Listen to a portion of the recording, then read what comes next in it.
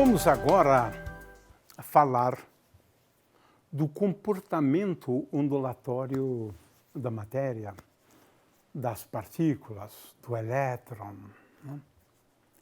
É claro que nós sabemos, de há muito tempo, do comportamento corpuscular das partículas que compõem a matéria, da própria matéria.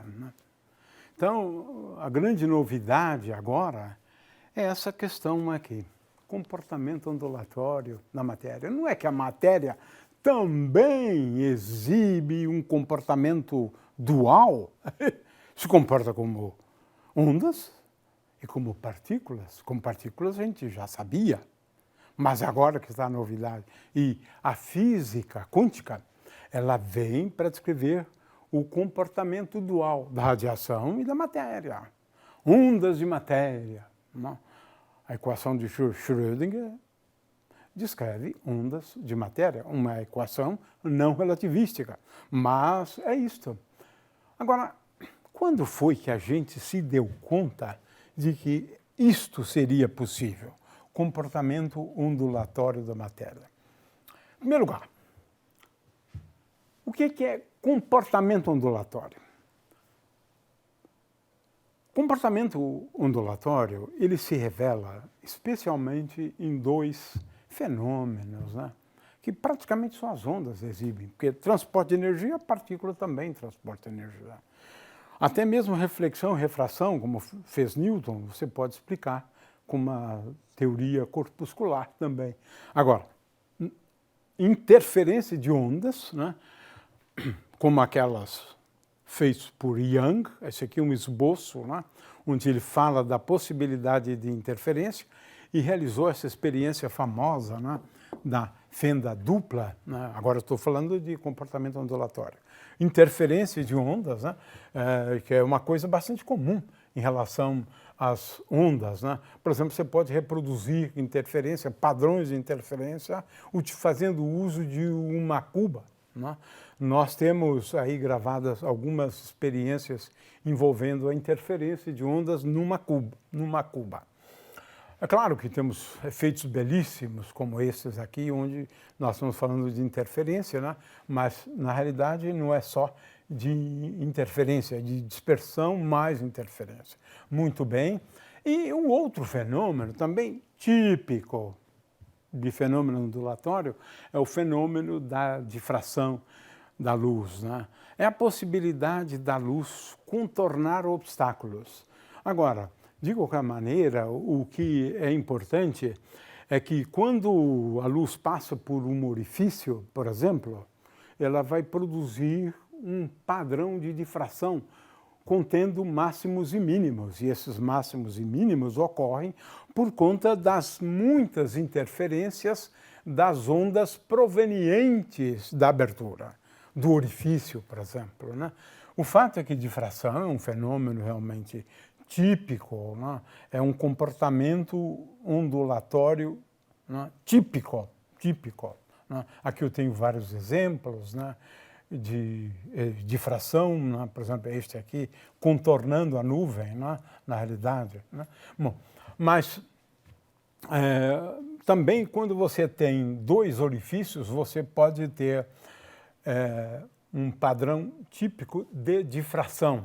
Às vezes a gente considera só interferência, mas a gente precisa levar em conta também interferência e difração. O fato é que difração é um fenômeno típico, produzindo máximos e mínimos. Muito bem.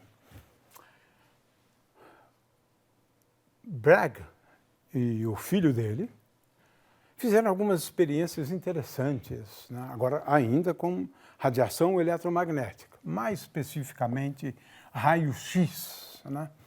A ideia deles é fazer incidir raio-x sobre uma estrutura cristalina, formando planos cristalográficos. Esse plano. Esses planos estão a uma distância d, porque são arranjos regulares de átomos. E olha só o que eles descobriram.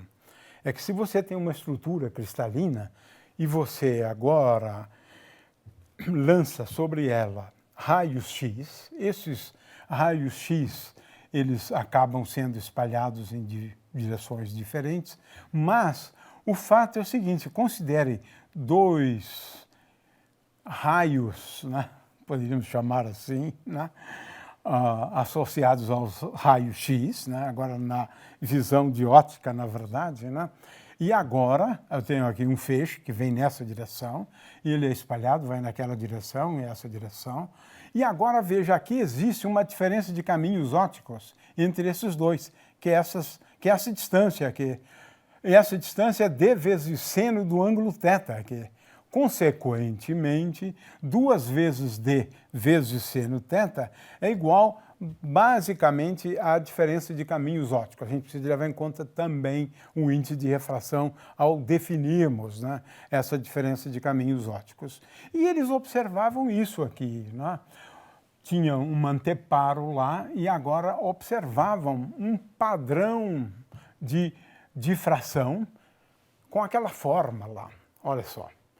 De forma que esses máximos ocorriam sempre que a diferença, né, dos percursos, né, de um raio e do outro são dados por 2 vezes d seno θ é igual a n vezes lambda, né? O fato é que, com isso, né, eles estudaram, e isso acabou se tornando uma técnica, até mesmo para a gente entender a estrutura cristalina, essas distâncias, né, entre os planos cristalográficos, né? Bom, isso envolvendo radiação raio-x, né? De forma que essas distâncias, né, dos planos cristalográficos, aqui eu tenho, por exemplo, o carbono, estou me referindo a essas distâncias aqui, né? Muito bem.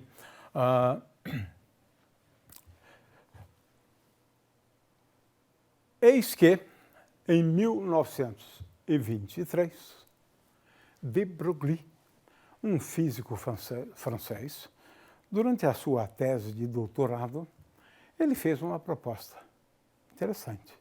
A proposta dele é a seguinte: ele já sabia, todos sabiam, da natureza corpuscular da radiação. E ele, então, se perguntou, mas não seria possível você ter a natureza ondulatória da matéria? Ele propôs que sim. Foi o primeiro a propor a natureza dualística da matéria. E ele foi um pouquinho mais longe, não só essa proposta, como ele também fez uma segunda proposta. É que, se eu considerar, né, um corpúsculo, uma partícula de momento P, a esse momento, de acordo com ele, corresponde, do ponto de vista do comportamento ondulatório da matéria, né, corresponde um comprimento de onda. Esse comprimento de onda, ele é igual a h, a constante de Planck, dividido por P. E foi mais adiante. Ele disse, se eu tenho uma partícula com energia E, então eu devo associar a ela uma frequência, que é uma grandeza atípica do comportamento ondulatório. Eu devo associar a ela uma frequência, onde a frequência é igual a E dividido por H. Eu quero chamar a atenção para a relevância desse trabalho, porque foi a partir dele que Schrödinger conseguiu escrever a equação de Schrödinger. Então, é sempre bom a gente ler um pouco, né, os clássicos da literatura, né? Mas Schrödinger se baseou muito nisso, né? Nessa hipótese de Broglie. Ou seja, ao comportamento típico de um corpúsculo, eu associo, ou a uma grandeza típica corpuscular, eu associo uma grandeza típica ondulatória. Comprimento de onda, momento. Olha só que coisa curiosa, né? Sempre envolvendo agora a constante de Planck. Dito de um outro jeito, eu posso relacionar, muitas vezes isso é muito útil, o momento de uma partícula ao vetor de onda da onda. Olha só que coisa interessante, né? eu posso associar um momento ao vetor de onda de uma onda. Agora estou falando de ondas planas, né? E a energia eu posso escrever como sendo igual. Esse H cortado, ó, a gente usa sempre como sendo igual a H dividido por 2π. Né? O fato é que essa era a hipótese de de Broglie, né? É uma hipótese revolucionária. E aí o pessoal começou a buscar evidências para essa natureza corpuscular, essa natureza ondulatória. E como é que eu iria buscar natureza ondulatória? Observando fenômenos típicos de difração. Este aqui é a primeira experiência de 1927. Foi publicada num artigo muito curtinho, numa revista muito prestigiosa. Ele ganhou o Prêmio Nobel por isso. Aliás, quase todo mundo que eu vou citar aqui ganhou o Prêmio Nobel. Né? Esse Thomson aqui era filho do J.J. Thomson. Ele foi o primeiro a anunciar que, de fato, incidindo um feixe de elétrons sobre um filme bem fino, era possível reproduzir um padrão de difração. 1927. Mas que coisa curiosa, no mesmo ano, e ele também estimou o comprimento de onda, dos elétrons. Estou falando agora de grandezas ondulatórias, né? Estimou esse comprimento de onda. Muito bem, mas olha só, Davidson e Germer, eles realizaram várias experiências semelhantes àquelas de Bragg, né? De Braga.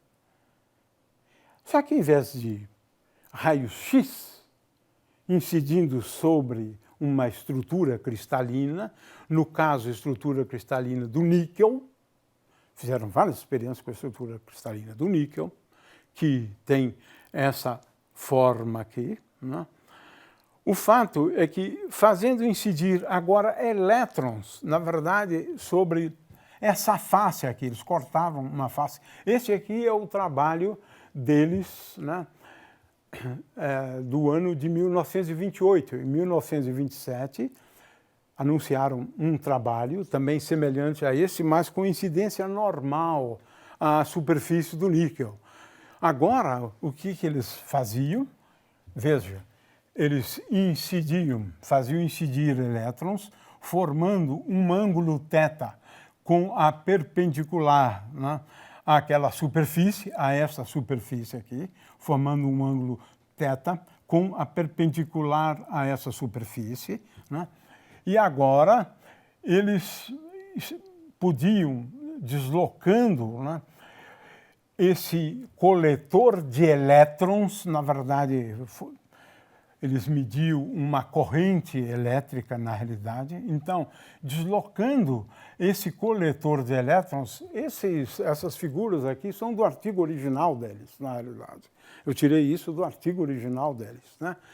De forma que eles iam medindo, né, a intensidade dos elétrons, e intensidade medida em termos de número de elétrons, né, chegando em determinadas direções quando você varia a direção do coletor de elétrons, né? É claro que eles agora iam medindo a intensidade resultante do espalhamento de elétrons, né? Veja, em função do ângulo. Ora, aqui, agora, eles sabiam o momento do elétron, que é igual a 2 vezes a raiz quadrada de 2 vezes a massa do elétron, vezes a energia ganhada pelo elétron, mas essa energia tinha a ver com a diferença de potencial quando você acelerava os elétrons, antes de fazerem os elétrons incidirem sobre a superfície do cristal, né?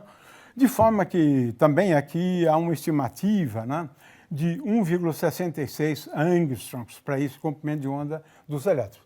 Isso era importante porque todo mundo sabia que esses efeitos de difração, eles realmente acontecem sempre que o comprimento de onda for típico das dimensões, né, por exemplo, de um orifício, aqui no caso das dimensões ou das distâncias entre os planos cristalográficos, né? Isso aqui também consta do trabalho deles, né?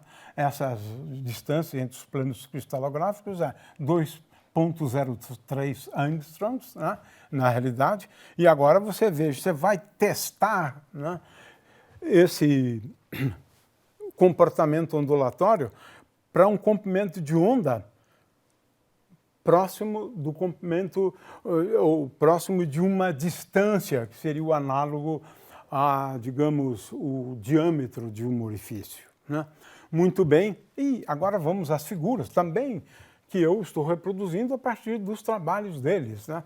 O que você observa? É que para alguns momentos que é equivalente, né, à diferença de potencial, olhem lá para aquelas fórmulas anteriores, né, eles observavam máximos, olha aqui, máximos, né? Máximos. Em outros, para, por exemplo, 120 volts, você não observava máximos para alguns ângulos, né? Para alguns ângulos, para energia e ângulo. E concluíram, portanto, que, de fato, elétrons, quando incidem sobre uma estrutura cristalina, exibe um comportamento típico daqueles de raio-x quando incide sobre a estrutura cristalina. Eles até propuseram uma forma um pouco diferente daquela lá, né? Daquela de Bragg. De qualquer maneira, isso está, então, no trabalho deles. Não preciso dizer que eles ganharam merecidamente o prêmio Nobel, né, por essa experiência. Agora, tem uma outra experiência que se poderia fazer com elétrons, né? E que eu vou comentar depois, né? Com a ideia, de novo, né, é aquela da fenda dupla, né? Mas agora com elétrons, né? E eu devo observar aqui um padrão de interferência e de difração, eventualmente, né? Mas o fato é que se eu tenho aqui um anteparo, né, a uma distância d grande, e se a distância entre as duas fendas é d minúsculo, né, então existem vários argumentos, né? Aqui eu estou usando um argumento que é típico do comportamento ondulatório envolvendo a luz, mas se aplica o mesmo argumento para elétrons, né?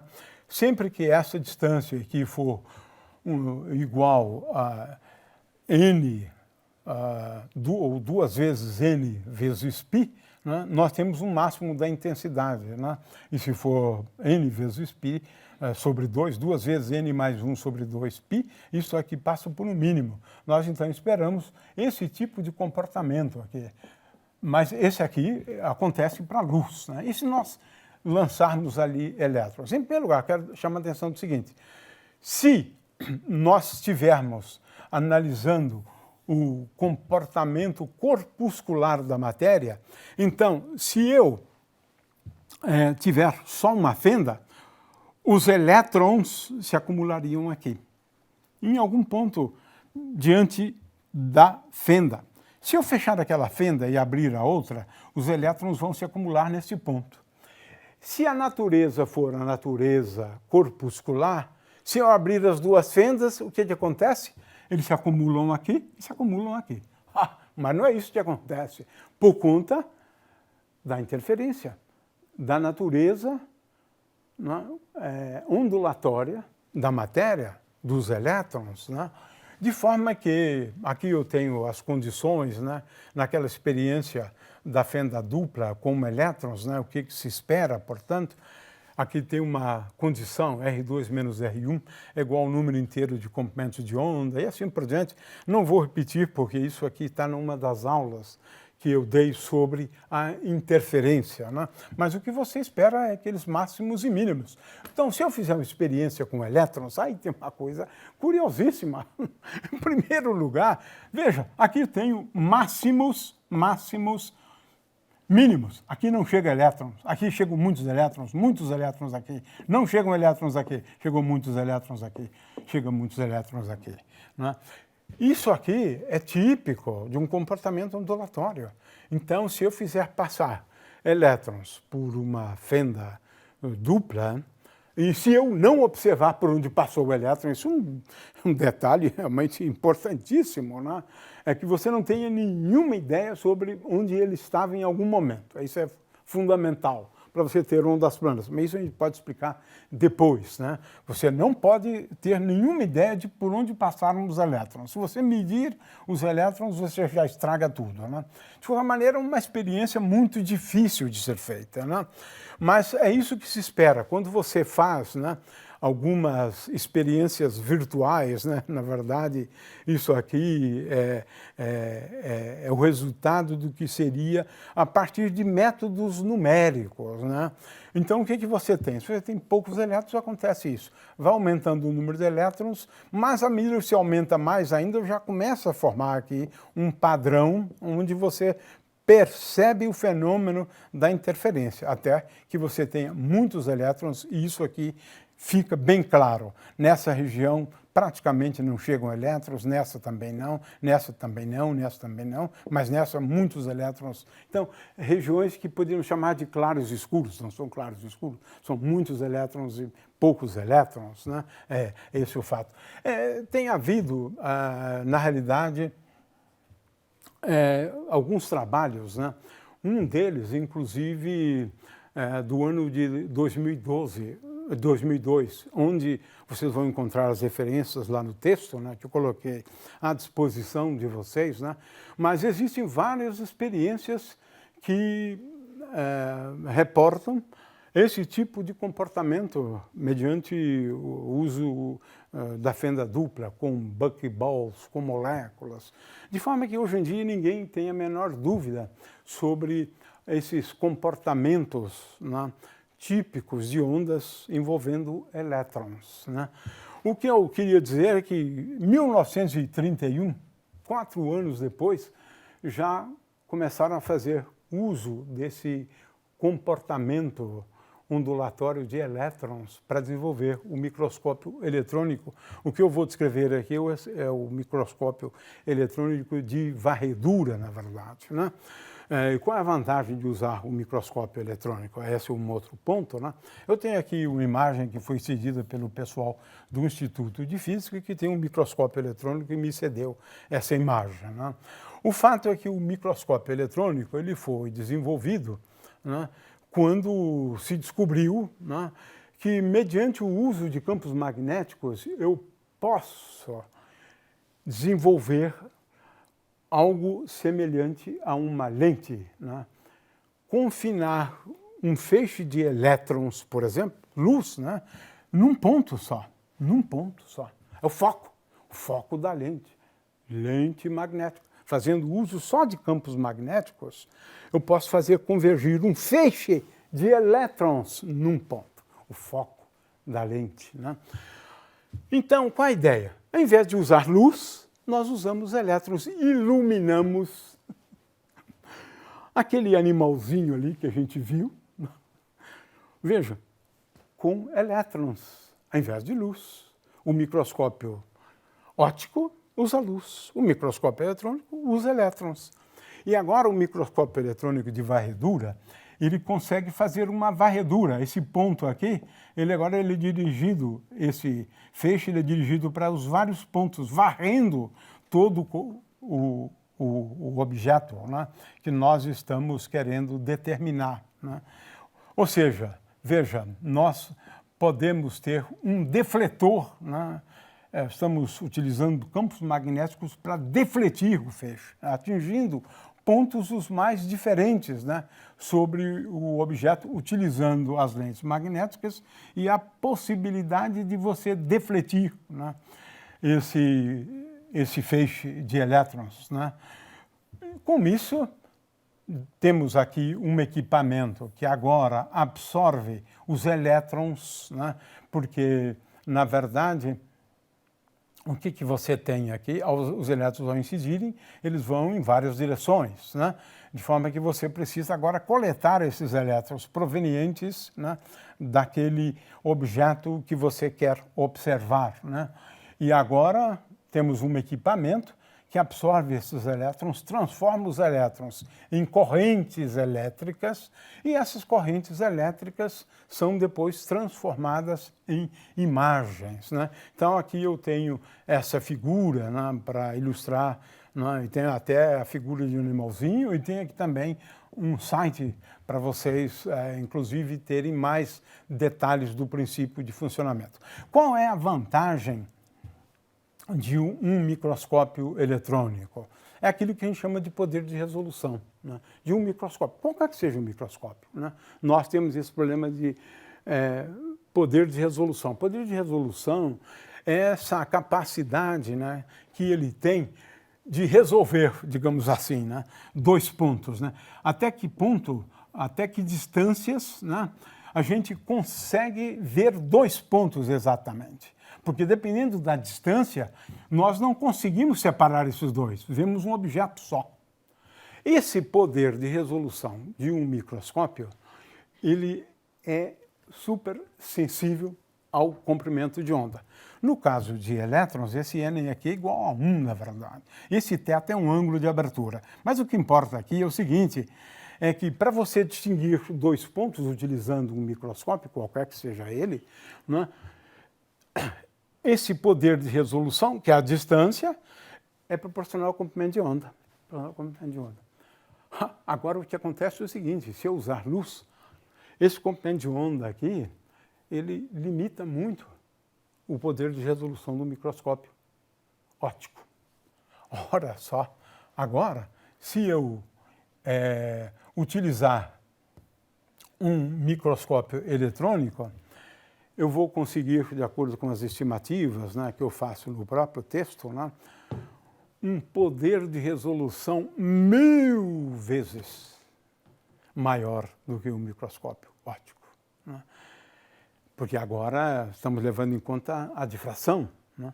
Mas o fato é que realmente o poder de resolução do microscópio eletrônico, por conta dos comprimentos de onda, é muito maior do que o microscópio óptico.